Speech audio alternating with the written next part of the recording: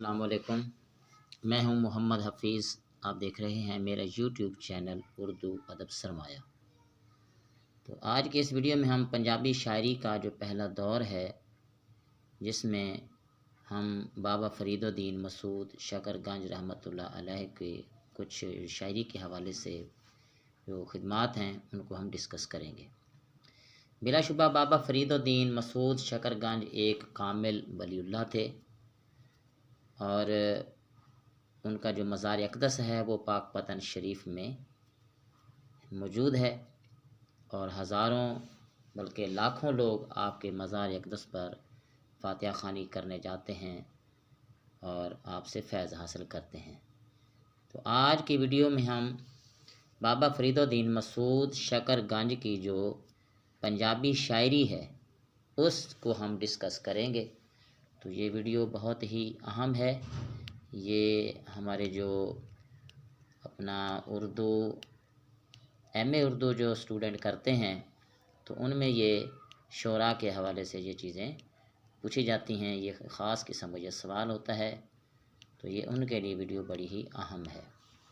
تو میرے چینل کو بھی سبسکرائب کریں اور دوستوں کو یہ شیئر بھی کر دیں۔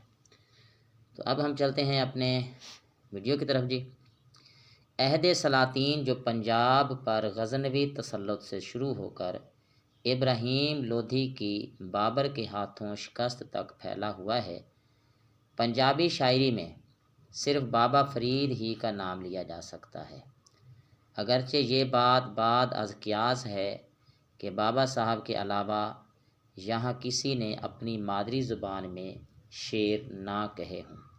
اور جب مسعود سعد سلمان کے بارے میں یہ اشارہ ملتا ہے کہ اس کا ایک مقامی زبان میں بھی دیوان تھا، تو ذہن اس طرف از خود جھک جاتا ہے کہ اور مسلمان اہل سخن نے بھی پنجابی میں کچھ نہ کچھ کہا ہوگا جو دست برد زمانہ کی نظر ہو گیا۔ بابا فرید کا کلام بابا نانک نے چند اور صوفی شاعروں کے کلام کے ساتھ اپنے مجموعہ کلام کے آخر میں یکجا کر دیا، اور یوں وہ محفوظ ہو گیا، ورنہ بعید نہ تھا کہ زمانے کا بے رحم ہاتھ اسے بھی ہم سے چھین لیتا۔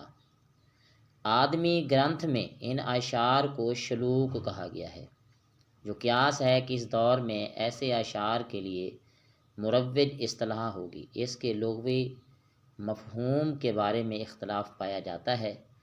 بظاہر ان اشعار کو ابیات کہا جا سکتا ہے کہ وہ بیشتر ایک بیت کی شکل میں ہیں اور ایک دوسرے سے بے تعلق۔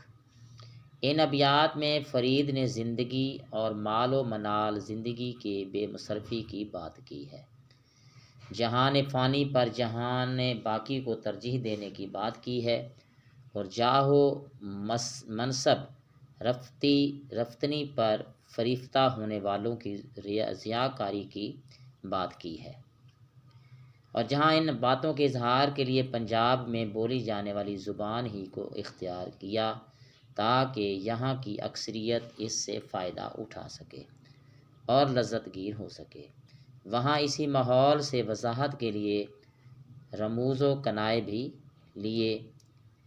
تو اس طرح بابا فرید کے شلوکوں کا کچھ نثری ترجمہ جو ہے وہ آپ کے سامنے پیش خدمت ہے۔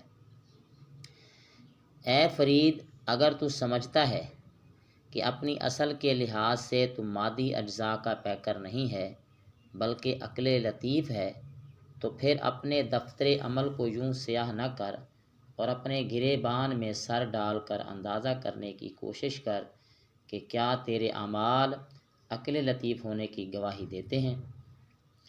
اے فرید، جنگل جنگل کیا گھوم رہا اور وہاں کے کانٹوں اور جھاڑیوں کو پامال کر رہا ہے، خدا تو تیرے دل میں بستا ہے اور تو ابس اس کو جنگلوں میں ڈھونڈ رہا ہے۔ یہ تھی آج کی ہماری ویڈیو، جس میں ہم نے بابا فرید کی پنجابی شاعری میں جو ان کی خدمات ہیں ان کو ہم نے ڈسکس کیا ہے۔ یہ پنجابی کا پہلا دور کہلاتا ہے۔ تو امید ہے کہ یہ ویڈیو آپ کو پسند آئی ہوگی، اور یہ اپنے دوستوں کو بھی شیئر کر دیجئے۔ السلام علیکم۔